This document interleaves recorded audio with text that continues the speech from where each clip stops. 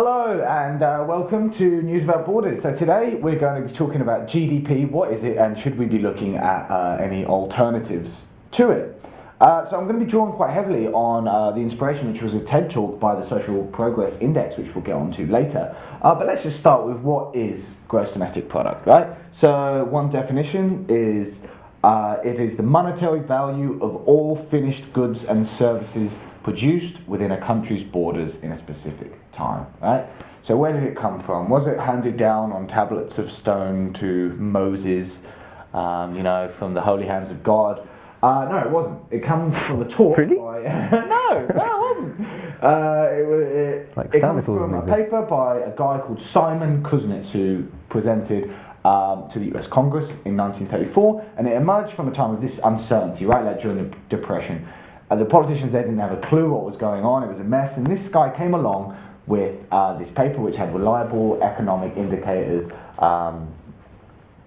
year by year, and this was amazing for them. They were able to understand what was going on a bit more, they were able to make policies based on this, and I'm sure it helped in the recovery, right? So this spread out, and suddenly, before we know it, the whole world is using this measure, GDP, as the ultimate goal, right? And it's the benchmark, isn't it? Really, it's the gold standard. It's the gold standard by which you measure anything like the BRICS countries, Brazil, China, India, and Russia. And Russia.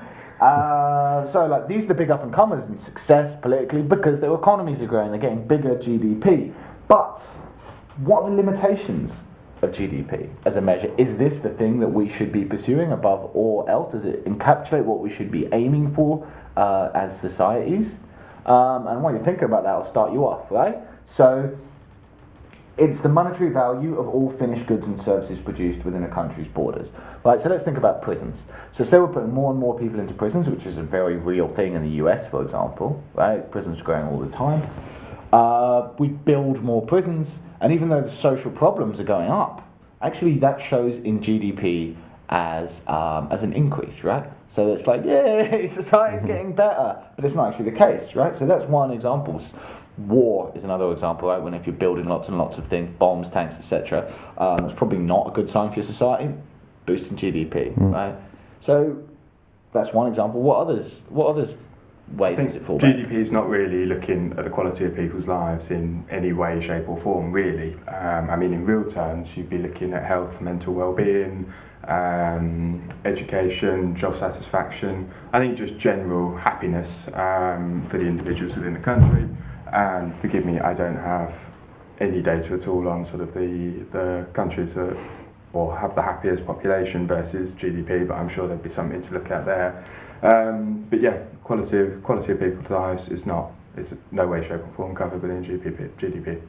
There's been a negative trend, right? Like since GDP became the gold standard of measuring the success or the prosperity of a country, there's this obsession with growth, right? With achieving economic growth and always beating the previous target and beating the countries that you're compared to in your region. But I think we have to remember that growth, by definition, has to be. It has a limit. It depends on the resources that we have in the world. This is the big argument made by environmentalists about GDP, right? This might be one of the reasons we're careering towards environmental disaster. Is this idea? You could talk about services. Like services potentially could be exponential in terms of the growth, but that's not how the world works. We need steel. We need coal. Unfortunately, we need things like that, and there's a limit to those things as we're discovering. You cannot have infinite growth on a planet of finite resources. Beautiful. Right? But you also have civil society, right? So you might have a society which has a very strong civil society in terms of community groups and, charities, NGOs, and all these kind of signs of social cohesion. And yet, again, none of this is measured in GDP. And as you said before about health, mental well-being, education, job satisfaction, none of these things, which are all things that we really value, are in there, right? So, should we be looking at alternatives to GDP? Should we be looking at something instead which is this focal point of what we're driving for. And should societies be measured in terms of their success on, how well they're doing all of these things rather than gross domestic product? In fact, I think there's one more thing really important that we haven't measured about GDP. Doesn't tell us anything about how resources are divided within a society too. So I want to show you a little clip now from a TED Talk about the Social Progress Index, and it's going to have a little look into the relationship between the Social Progress Index and gross national income per capita. And the first thing to notice is that there's lots of noise around the trend line. And what this shows, what this empirically demonstrates, is that GDP is not destiny. At every level of GDP per capita, there are opportunities for more social progress, risks of less. The second thing to notice is that for poor countries, the curve is really steep. So what this tells us is that if poor countries can get a little bit of extra GDP, and if they reinvest that in doctors, nurses, water supply, sanitation, etc., there's a lot of social progress bang for your GDP buck. And that's good news, and that's what we've seen over the last 20, 30 years, with a lot of people lifted out of poverty by economic growth and good policies in poorer countries. But go on a bit further up the curve, and then we see it flattening out. Each extra dollar of GDP is buying less and less social progress. And with more and more of the world's population living on this part of the curve, it means GDP is becoming less and less useful as a guide to our development. Okay, so I think the main thing to take away from that is that, when you get to a certain point, there are diminishing returns in GDP growth, right? It's not like you keep just pushing up and up and up towards no social problems. Big impact in the beginning, but then it really starts to tail off, right? So certain countries have massively less GDP than others, but seem to be doing similarly in terms of social problems, right? So you've got the US, which is right up there in the top corner in terms of social problems, and then you've got Japan. Costa Rica is one that's really punching above its weight as well, for example. So I mean, what do we take from this? What are the causes of these diminishing returns? Well, okay, so one of them, let's start with one thing I mentioned I think is quite important, and it connects, I think, to answering a question, is he mentioned that this growth comes, or the benefits, the social benefits that come, have to inevitably come with good social policies.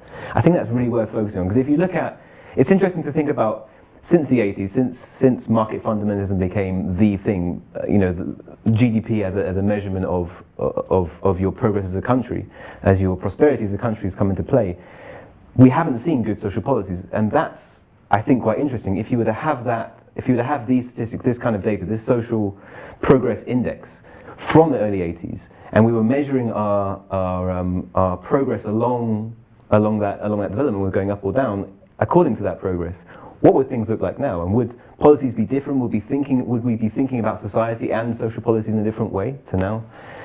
I think that's something that's worth mentioning. Had we had that earlier, had we had this index earlier, would we be making the same decisions? So I want to see it. I want to see the growth of social progress index coming up from the post-war. What happened since the 80s when we started focusing more on increasing the whole, such a relentless focus on GDP? Mm-hmm. So we've looked at the quality of life, you talked about a slight decrease in quality of life and the links to inequality. We've covered these in the last video. This is the restrictive opportunities and the wealth distribution being relatively elastic and so on and so forth. So if we took this social progress index that we've been discussing as a direct replacement for GDP, what could the negatives be? Okay, well, I would say fundamentally what's important to think about this is this shouldn't be a direct replacement of GDP. GDP is useful, it has a lot of uses in comparing certain things which you can go into, but one thing it's necessary for GDP, I think, is to compare from country to country. So it's fine to be happy in a society, to have equality, to have more a more equal division of resources and wealth within the country. But if you have a huge country next to you with a massive economy, China's next to you and they're dumping all of their steel and all of the panoply of things that they produce in China, and it's flooding your economy. All of the money in your economy is going to be going out of the country because you're dwarfed by this neighbour with massive GDP. I mean, there's a lot of truth to that. I don't think we're ever going to be in the situation where though a politician is going, hey, stop talking about GDP, man. I mean, let's just focus on the youth groups that we've been talking about. I think He seems a bit baked, your politician.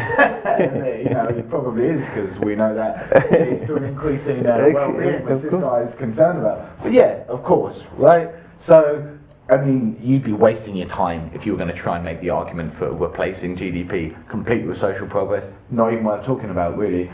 But, you know, do we want to create a measure which does capture all these things that mean something to us? Yes.